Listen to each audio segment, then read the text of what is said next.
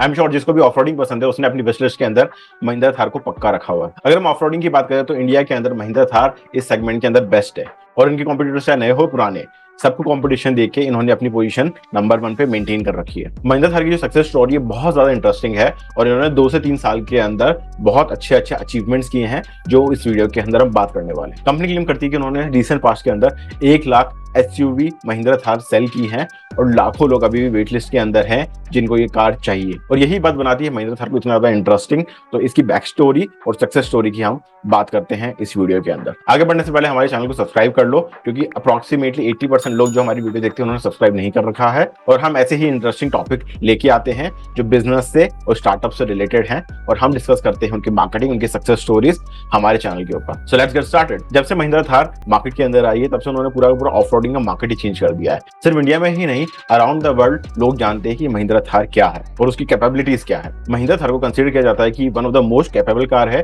जो किसी भी ऑफ रोड कंडीशन के अंदर अच्छे से काम कर सकती है और इसकी टॉप नॉच क्वालिटी और कैपेबिलिटी है उसने इसको इंडियन मार्केट का किंग बना दिया है। जो महिंद्रा थार की न्यू मॉडल्स है उन्होंने सारे एज ग्रुप को टारगेट्स किया है, वो सारे एज ग्रुप को अपील करती है, चाहे वो एक यंग बंदा हो या अपने ओल्ड एज के अंदर हो। इन्होंने सारे के सारे लोगों को एक अच्छा प्रोडक्ट बना के देने की कोशिश की है जो किसी भी रोड कंडीशन के अंदर अच्छे से काम करे। तो सिर्फ ये एल्डर सेगमेंट को ही टारगेट नहीं कर रहा है, ये लोग यूथ को भी टारगेट कर रहे हैं अपनी कार सेल्स के लिए। सबसे बड़ी बात यह है कि इनके हर साल के लॉन्च के अंदर जो पिछले साल के रिकॉर्ड्स है वो सारे के सारे ब्रेक हो जाते हैं और ये नए रिकॉर्ड सेट करते हैं। और महिंद्रा ने सारे न्यूज आउटलेट्स के पन्नों में अपना नाम दर्ज करा लिया जब उन्होंने बताया कि उनका 4x4 सेगमेंट के अंदर उनका जो प्रोडक्शन कैपेबिलिटी है वो 1 लाख यूनिट्स हो गया है और ये माइलस्टोन उन्होंने पिछले साल मार्च 23 के अंदर सेट किया था। और जब से इन्होंने सेकंड जनरेशन थार को लॉन्च किया है, इनका जो पुराना ओल्ड स्कूल मॉडल है और जो न्यू वाइब्स है SUV की, उसने सारे सेगमेंट को इतने अच्छे से टारगेट किया है कि हर कोई इनकी कार लेना चाहता है, हर कोई वेट लिस्ट के अंदर लाया क्योंकि उनको एक पीस चाहिए महिंद्रा थार का इस ब्यूटीफुल प्रोडक्ट का।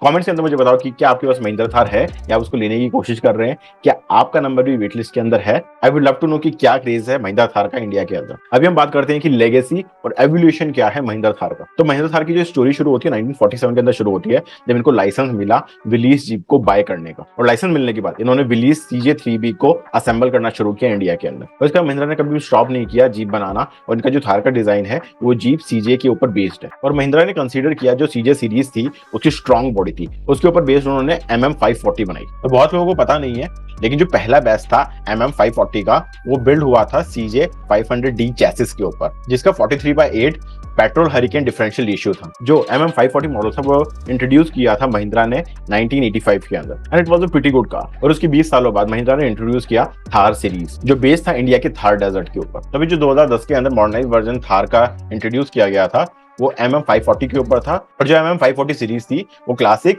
जीप CJ सीरीज के ऊपर बेस्ड थी। जो महिंद्रा थार का फर्स्ट जनरेशन था वो अक्टूबर 2010 के अंदर रिलीज हुआ था और इसको इसलिए रिलीज किया गया था क्योंकि महिंद्रा का जो MM540 मॉडल था उसकी अपील कम हो रही थी और लोगों को एक न्यू वर्जन कार चाहिए थी। और जो फर्स्ट जनरेशन थार थी उसको 3 वेरिएंट के साथ लॉन्च किया गया था इंडियन मार्केट के अंदर और जैसे न्यू थार इंडियन मार्केट के अंदर लॉन्च हुई उसने न्यू कैपेबिलिटी और न्यू फंक्शनैलिटी दी लोगों को जो वो ऑफ रोडिंग के लिए यूज कर सकते थे और थार की इसी न्यू एबिलिटीज की वजह से ये इंडियन मार्केट के अंदर हिट हो गई जितने भी एडवेंचरस लोग थे उनके बीच में। अब इस वीडियो के अंदर बात करेंगे कि कौन कौन से ऐसे फैक्टर्स है जिसने कंट्रीब्यूट किया महिंद्रा थार के सक्सेस को। तो किसी भी प्रोडक्ट की सक्सेस को सिर्फ एक फैक्टर कंट्रीब्यूट नहीं करता, देयर आर मल्टीपल फैक्टर्स जो हेल्प करते हैं किसी भी प्रोडक्ट की सक्सेस को। तो सबसे बड़ी बात तो यहीं पे आ जाती है कि उसकी एक रिच हिस्ट्री है और उस लेगेसी को ही आप आज के थार के अंदर देखते हो। तो चाहे जीप की CJ सीरीज हो या MM540 मॉडल हो, ये एक बहुत स्ट्रॉन्ग चेसिस पे बने हैं और इनका जो बिल्ट है बहुत स्ट्रॉन्ग है। इसी को लेकर लोगों के दिमाग के अंदर जो थार का ओवरव्यू है वो एक स्ट्रॉन्ग गाड़ी का है। और अगर आप ऑफ रोडिंग की बात करते हो तो आपको एक स्ट्रॉन्ग गाड़ी चाहिए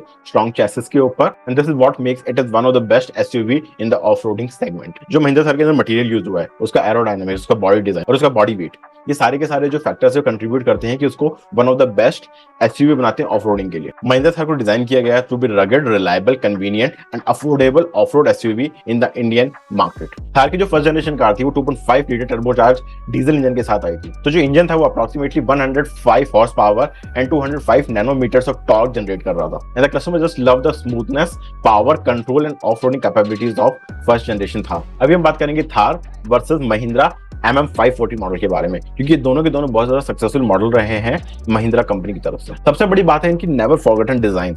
अगर आपने एक बार थार को देख लिया तो आप उसके प्यार में पड़ जाओगे। जो 2010 के अंदर फर्स्ट जनरेशन थार लॉन्च हुई थी वो डेफिनेटली एक सक्सेसर थी MM540 सीरीज की, लेकिन जो सेकंड जनरेशन थार है वो डेफिनेटली आपको एक अमेरिकन 4x4 की वाइब देती है, जो डेफिनेटली इंडियन माइंड्स के अंदर उसकी वैल्यू बहुत ज्यादा बढ़ा देती है, because they compare it with American models. और जो first generation second generation Thar है उनके बीच में भी बहुत ज्यादा डिफरेंस आ चुका है। जो फर्स्ट जनरेशन थी वो डेफिनेटली एक शॉर्टर मॉडल था, इतनी वो बड़ी नहीं दिखती थी, लेकिन जो सेकंड जनरेशन है डेफिनेटली वो हैवी दिखती है। रोड के ऊपर आप उसको डेफिनेटली डिस्टिंग्विश कर सकते हो बाकी कार से, और यही एक थार ओनर की बहुत ज्यादा वैल्यू बढ़ा देती है, क्योंकि लोग थार को बहुत अलग नजरिए से देखते हैं। बस एक ही चीज बहुत ज्यादा कंसिस्टेंट है फर्स्ट जनरेशन में सेकंड जनरेशन में, वो है उसकी box body, and definitely people love the ruggedness of this beast. जो पहले के मॉडल्स उसके अंदर इतने ज्यादा कलर वेरिएशंस नहीं आते थे, लेकिन 2020 के बाद इन्होंने 6 डिफरेंट कलर वेरिएशंस दिए हैं, जिसके अंदर आप चूज कर सकते हो अपना फेवरेट कलर। तो ये जो ऑप्शंस है वो भी इसकी पॉपुलैरिटी बहुत ज्यादा बढ़ा देते हैं, क्योंकि लोग अपने हिसाब से कार खरीद सकते हैं। एक्सटीरियर्स के अंदर इतना डिफरेंट नहीं दिखता हमको फर्स्ट जनरेशन और सेकंड जनरेशन के अंदर, लेकिन डेफिनेटली जो सेकंड जनरेशन है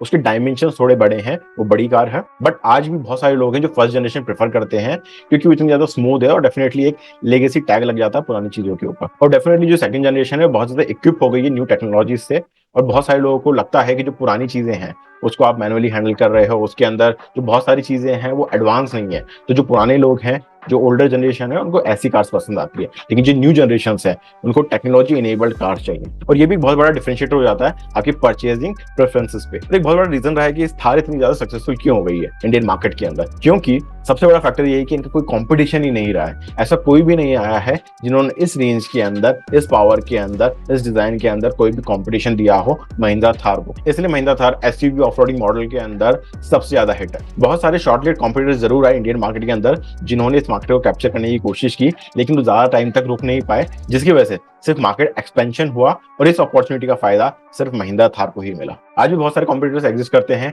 मार्केट के अंदर, लेकिन वो थार को उतनी टक्कर नहीं दे पा रहे हैं जितना उनको फोर्स लगाना चाहिए इस मार्केट के अंदर। मारुति जिमी और फोर्स गोरखा इन्हीं में से कुछ ब्रांड्स हैं। हमको एक चीज पे एग्री करना ही पड़ेगा कि जो फर्स्ट जनरेशन ऑफ थार थी वो ऑफ रोडिंग के ऊपर बहुत ज्यादा उनका फोकस था, और डेफिनेटली उसको ऑफ रोडिंग की कार ही माना जाता था।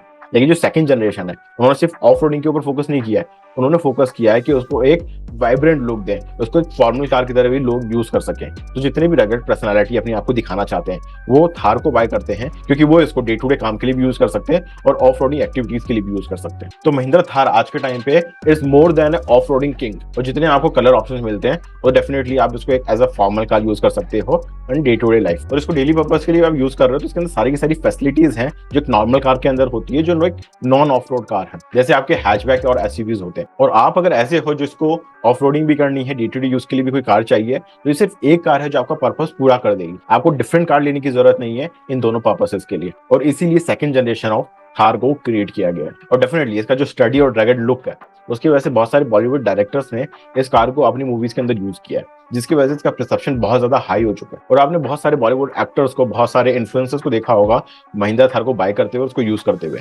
जिसकी वजह से इसकी वैल्यू इंडियन माइंड के अंदर बहुत ज्यादा हाई हो गई है।